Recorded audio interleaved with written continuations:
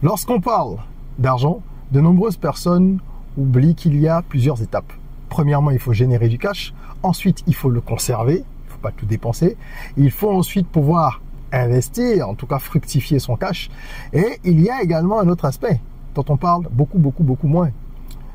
Quelle est la stratégie que vous mettez en place pour continuer à assurer des revenus si vous vous retrouvez dans une situation qui vous empêche de délivrer la valeur que vous apportez au monde? Parce que vous ne pouvez pas tout prévoir. Il y a des événements dans la vie qui parfois vont venir en fait rétrécir votre champ d'action, votre capacité de génération de cash. Aujourd'hui, je vais aborder un point essentiel. Et je pense que en Afrique, il y a trop de gens qui négligent ce dont on va parler. Si vous avez à cœur de préserver votre capital personnel, vous-même, de préserver également ce que vous avez comme bien matériel et de ne pas vous retrouver dans des situations difficiles parce que un jour, pour des raisons qui sont complètement exogènes, donc qui ne dépendent pas de vous, vous êtes dans une situation délicate, vous ne devez pas pour ça complètement perdre vos moyens et connaître une déstabilisation totale. Prenez de quoi noter, c'est un aspect très important pour tous ceux qui valorisent l'argent, qui est un outil important et qui comprennent qu'il faut savoir le sécuriser. On va parler de ça tout de suite. Je suis Régis Sezin, entrepreneur multipotentiel, conférencier, formateur et artiste. Je partage avec vous sur cette chaîne du contenu propulsif pour vous aider à rêver, oser et créer. Hello les rocks, j'espère que vous êtes solides. Moi je suis en parfaite forme et je suis plein de gratitude envers l'univers. Si tu es sur cette chaîne pour la première fois, je te souhaite la bienvenue, welcome on board. Ici on rêve, on ose, on crée. D'où notre mantra, soyons rock, les 3 lettres ROC. Sur cette chaîne, on parle d'éducation financière, comme ça va être le cas aujourd'hui. On parle beaucoup de business, d'entrepreneuriat, de mindset et également d'actualité africaine. Tous ces sujets interconnectés ont un seul but, t'aider à accélérer ta croissance personnelle et professionnelle. Si ça t'intéresse donc, abonne-toi et active la cloche de notification. Alors aujourd'hui, je vais vous parler donc d'un aspect important, comme je disais, en matière d'éducation financière. Est-ce que vous saviez que Mariah Carey, par exemple, a assuré ses cordes vocales et ses jambes pour 35 millions de dollars chacune, hein, c'est-à-dire cordes vocales 35 millions, jambes 35 millions. Certains vont se dire, ah ouais, ben pourquoi est-ce qu'elle a fait ça? Ça peut paraître évident si on parle des cordes vocales. Quand on le dit, certains commencent à comprendre, mais quand on parle des jambes, pour d'autres, c'est peut-être un peu superflu. Vous allez comprendre, ça ne l'est pas. Est-ce que vous saviez que Jennifer Lopez a souscrit une assurance pour ses fesses, tenez-vous bien, à hauteur de 28 millions de dollars? Alors, je vous conseille pas trop de faire des conversions en francs CFA parce que vous auriez le tournis, mais ça vous permettrait quand même de comprendre à quel point est-ce que ces personnes valorisent ce qu'elles assurent. Vous l'aurez compris, je veux parler aujourd'hui des assurances, mais je vais en parler de façon précise. Suivez-moi bien. Il y a plusieurs autres exemples. David Beckham, 195 millions de dollars pour ses jambes. D'accord? En 2006. Cristiano Ronaldo, 150 millions de dollars en cas de pépin. Et c'est pareil pour Beckham qui a fait pareil. Voilà. Il y a très longtemps, quand il était encore, bien sûr, sur les terrains très actifs. Daniel Craig, qui est un des interprètes les plus célèbres de James Bond, a assuré son corps entier pour 9,5 millions de dollars avant un tournage en 2008. Je pourrais continuer, je fais simplement une pause pour pouvoir vous expliquer le contexte. Vous travaillez, vous avez une partie de votre corps qui constitue votre actif principal. Si vous êtes dans un domaine dans lequel vous avez besoin de vos mains, il y a des gens qui assurent leurs mains, d'autres leurs doigts. Vous imaginez un stylographe ou un calligraphe qui, pour une raison ou une autre, perd l'usage de ses mains, il est foutu. Vous me direz, il peut faire autre chose. Oui, ça dépend. Si c'est une carrière qui est vraiment ancrée, qui a demandé beaucoup d'efforts, de longues années, c'est pas évident de faire une reconversion qui serait aussi lucrative, surtout quand vous avez déjà atteint des niveaux de performance élevés ou quand vous envisagez d'atteindre ces niveaux. Donc, une solution, c'est d'assurer justement sa main, sa jambe, son cou, etc. Ça peut paraître un peu extravagant pour certains, mais celui qui joue au football et qui gagne je ne sais pas combien de dizaines, de centaines de millions d'euros ou de dollars tous les ans, s'il a un accident ou quelque chose de grave, il ne peut plus jouer, donc il va perdre beaucoup d'argent. Au-delà de l'argent du foot ou du basket, du sport en général, il va perdre tout ce que lui génère ses contrats. Il aura peut-être d'autres contrats avec des marques, mais il va en perdre certains. Parce que si dans une publicité, on doit te voir être en train de courir et de taper dans la balle, c'est mal barré. Bien sûr, il pourra faire d'autres publicités sur des sujets relatifs à l'inclusion et tout ça, mais c'est pas pareil. Donc, quelqu'un qui va assurer ses jambes, il assure en fait son matériel de travail. Quelqu'un qui assure ses cordes vocales, c'est pareil. Céline Dion, je pense qu'elle a une assurance aussi pour ses cordes vocales. Il faudrait checker, mais c'est des cas qui sont fréquents. Vous devriez vous poser la question. Qu'est-ce qui est important pour moi? C'est pas pour aller faire une assurance à 10, 20 millions de dollars. Vous n'en avez peut-être pas les moyens aujourd'hui. Mais il faut regarder dans nos environnements ce qui est faisable. Est-ce que déjà les assureurs ont la capacité de fournir ce type d'assurance? De toute façon, généralement, ils ont la capacité de faire beaucoup de choses tant que vous pouvez payer. Et évidemment, vous allez devoir verser quelque chose annuellement ou périodiquement en contrepartie de cette prime d'assurance-là que vous toucheriez si vous tombez dans des difficultés. Et j'aborde cet aspect pour vous montrer jusqu'où vont les assurances. Mais il y a des éléments beaucoup plus simples que les gens négligent. Une assurance habitation. Moi, je connais plein de gens qui n'ont pas d'assurance habitation. Vous pouvez vous retrouver dans des situations dramatiques. Vous êtes en location quelque part, il y a un problème qui survient et c'est vous qui en êtes à la base. Il y a un incendie par exemple. Un enfant a mis le feu dans la maison en jouant avec ceci ou avec cela. Les drames n'arrivent pas qu'aux autres. Vous allez vous retrouver dans une situation complexe qui peut bousiller votre vie. Parce que entre les dégâts peut-être humains, ce qu'on ne souhaite pas, et les dégâts matériels qu'il va falloir bien évidemment compenser au niveau du propriétaire, vous êtes dans la panade. Même si vous êtes chez vous-même, dans votre maison, vous êtes dans la panade. Ceux qui vivent en Occident savent qu'il y a certaines assurances qui sont obligatoires. En Afrique, à part l'assurance automobile, l'assurance pour la moto, dans de nombreux pays maintenant, et 2-3 assurances, il n'y a pas d'obligation. Les régulations évolue, mais on a encore du boulot. Et ça, c'est assez dangereux parce que ça laisse les gens livrer à eux-mêmes et eux-mêmes ne prennent pas la mesure des risques qu'ils encourent. Une assurance habitation, c'est pas juste en cas d'incendie, c'était un exemple. Vous avez une couverture pour beaucoup de choses.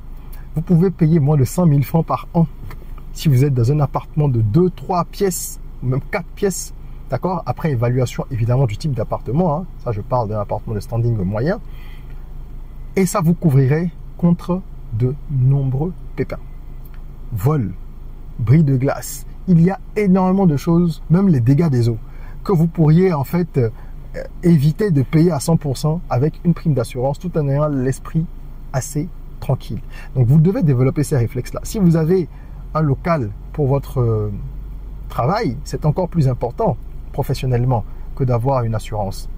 Une assurance qui couvre non seulement le local, mais aussi le matériel. Quelqu'un qui a un studio photo, quelqu'un qui a un studio vidéo, c'est encore plus grave. Des gens qui ont du matériel cher, coûteux, et qui n'assurent pas le local dans lequel c'est conservé, c'est stocké, c'est très grave. Vous avez déjà, au-delà de votre tête, du matériel physique, vous devez penser tout de suite à avoir une assurance. Et ne vous dites pas, c'est de l'argent que je gaspille, si pendant 10 ans il ne m'arrive rien. Oui, évidemment. Et si vous arrivez quelque chose? Ça s'appelle de la prévoyance. Il faut anticiper. Donc, il ne s'agit pas non plus d'aller souscrire une assurance pour tout et n'importe quoi. Non, mais dans votre situation, prenez l'habitude et le réflexe de vous dire, qu'est-ce que je pourrais assurer en fonction de ma situation personnelle et professionnelle? Où est-ce que je gagnerais à mettre des balises de sécurité? Ça, c'est important. Je vais un peu plus loin. Les assurances vie. Comment ça se fait qu'il y a des personnes qui, après leur décès, lèguent autant d'argent à leurs enfants? C'est pas toujours de la liquidité, ni des terrains, ni ceci, ni cela.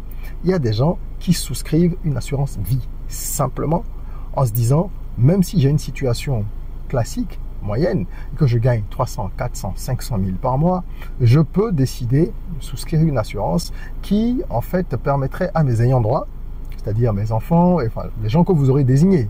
Les enfants, ils sont héritiers de façon systématique, mais vous pouvez désigner d'autres ayants droit. Une assurance donc qui permettra à ces ayants droit-là de toucher 10 millions, 15 millions, 20 millions, 50 millions. Vous savez, quand on n'a pas l'information, on pense que ça coûte extrêmement cher. Vous pouvez payer quelques centaines de milliers de francs CFA par an et garantir que vos ayants droit, si jamais il vous arrive quelque chose, tout serait 20-30 millions.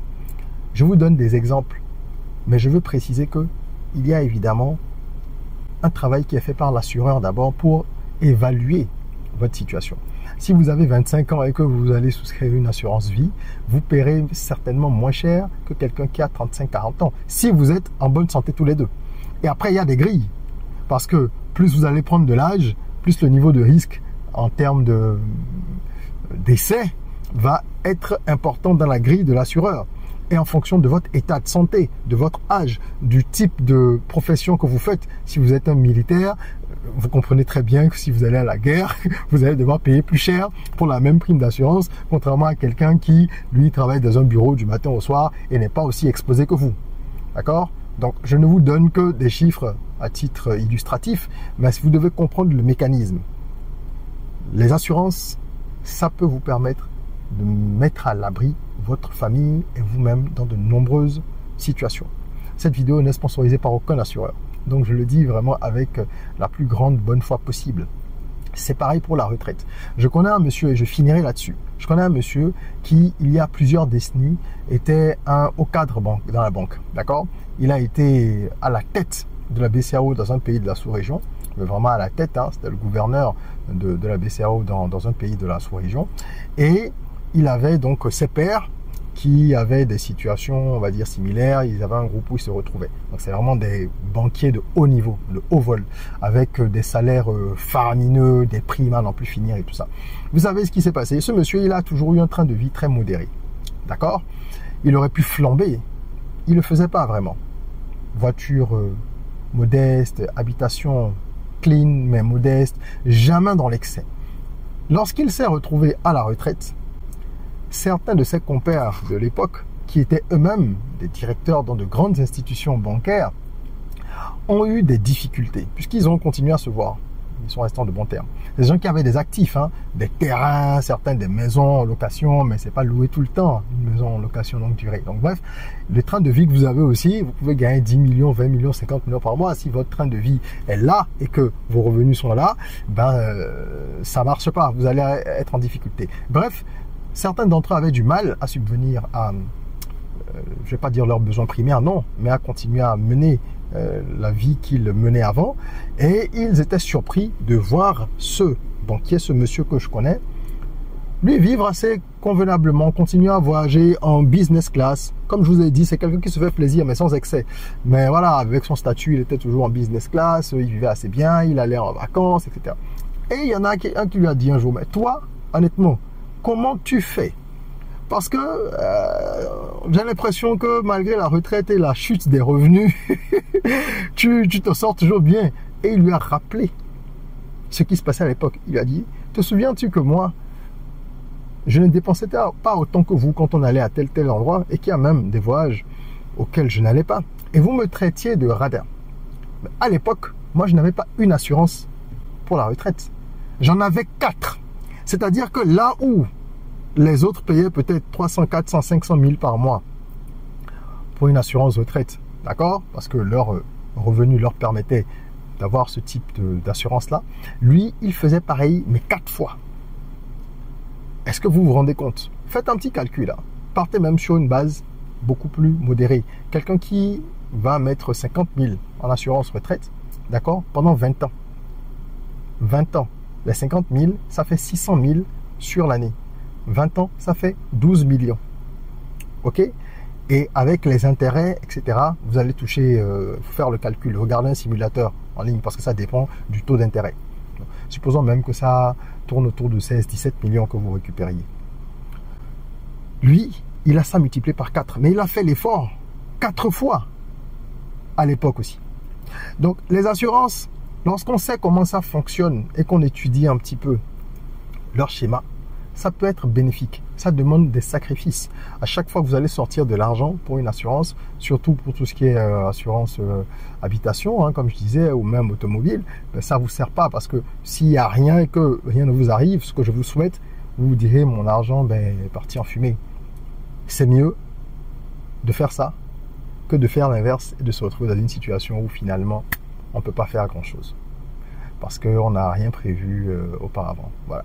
Je voulais attirer votre attention là-dessus, parce qu'il y a beaucoup de gens qui négligent les assurances.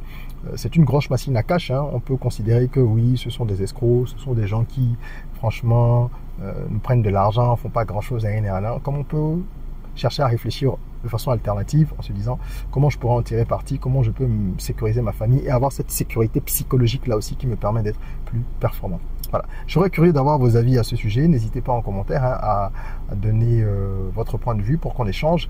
C'est de l'échange que naît la richesse, n'est-ce pas? Si vous avez aimé cette vidéo, mettez un petit like. Merci de l'avoir suivi. Partagez-la. Ne gardez pas les bonnes choses que pour vous. Et en attendant qu'on se retrouve pour une nouvelle vidéo, prenez soin de vous, de votre corps, mais aussi surtout de votre mind. Rêvons, osons, créons. Soyons rock.